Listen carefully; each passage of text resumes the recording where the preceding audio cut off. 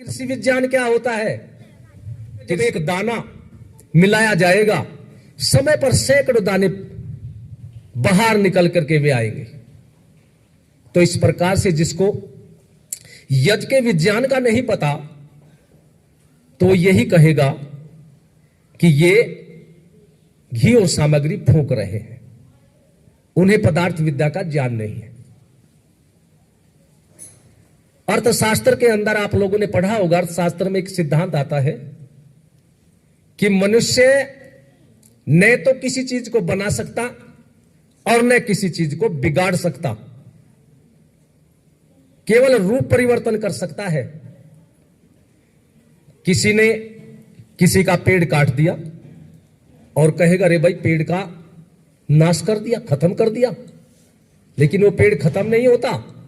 वो पेड़ जब किसी कारीगर के हाथ में चला जाता है और अपने अनुसार, यानी जो जो फर्नीचर उसको बनाने हैं उसके अनुसार उसके टुकड़े करके फर्नीचर बनाता है, खड़ा हुआ पेड़ इतनी कीमत नहीं देता जितने उस पेड़ से बने हुए फर्नीचर कीमत दे देते हैं।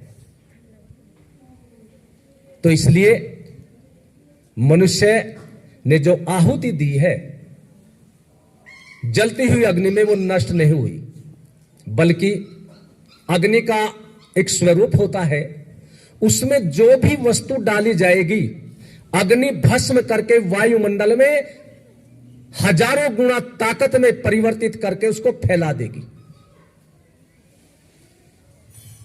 किसी को यदि कोई ये कह दे, कोई कष्ट आए जाते हैं, भाई सबको आते हैं, ये तो अपने कर्मों का फल है।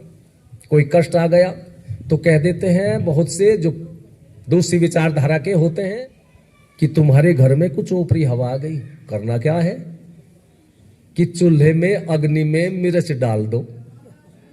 तो मिर्च डाल दी, मिर्च डाल करके वायुमंडल में जो उसकी गंध फैली, अड़ोसी पड़ोसियों के भी छींक आनी प्रारंभ हो गई। मिर्च एक दो ही तो थी, एक दो तो आदमी रोजाना खाता ही है, खाने वाले मिर्च वाले, लेकिन उसे एक दो का ही मुंह फूकेगा। लेकिन जब वो अग्नि में पड़ करके उसकी ताकत हजारों गुना फैली और सारे मोहल्ले में वालों को खांसी उठने प्रारंभ होगी, दूसरा क्या कहेगा, अरे भाई धसका सा लग गया, क्या हो रहा? कह रहे किसी ने मिर्च डाल दी। भाई कहेंगे ना, कहेंगे क्यों? क्योंकि अग्नि ने उसकी ताकत बना दी।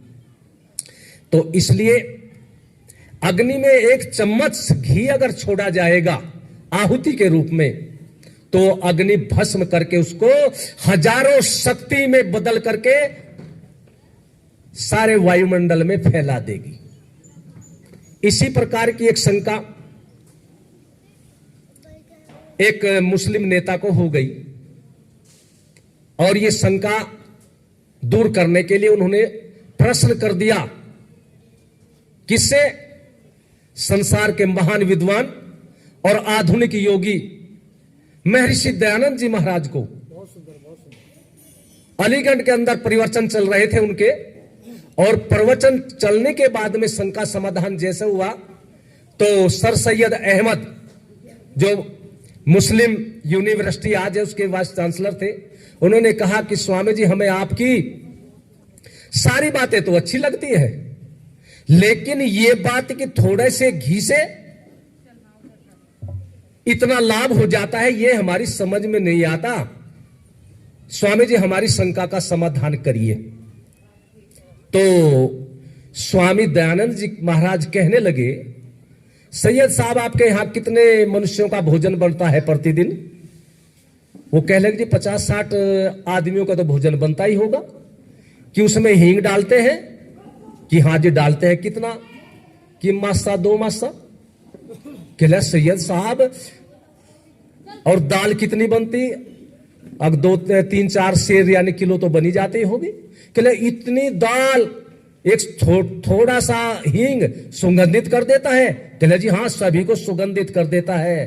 तो स्वामी दयानंद जी महाराज कहते हैं सैयद साहब जिस प्रकार से इतनी दाल को थोड़ी सी हींग सुगंधित कर देती है, उसी प्रकार अग्नि में डाला हुआ थोड़ा घी, दी हुई आहुति फैल करके सारे वायुमंडल को सुगंधित कर देती है। तो सैयद साहब कहने लगे, स्वामी जी अब हमारी समझ में आया।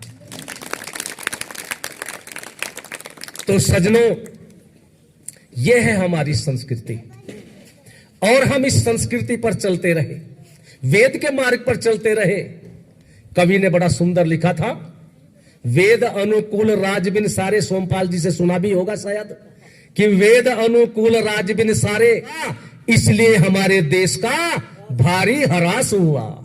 जब से हमने वेद के मार्ग को छोड़ दिया और वेद के मार्ग को छोड़ करके दूसरी विचारधारा में आ गए, तब स्वामी दयानंद जी महाराज के ही शब्दों में, चक्रवर्ती सम्राट की तो बहुत बड़ी बात है, हमारे देश में ही हमारा शासन नहीं रहा। मैं कहना चाहता हूं, यदि संसार के अंदर फिर अपना वेदों का डंका बजाना है, संसार के गुरु बनने हैं, चक्रवर्ती सम्राट बनने हैं, तो बैक टू द वेद्स, वेदों की तरफ लौटना पड़ेगा।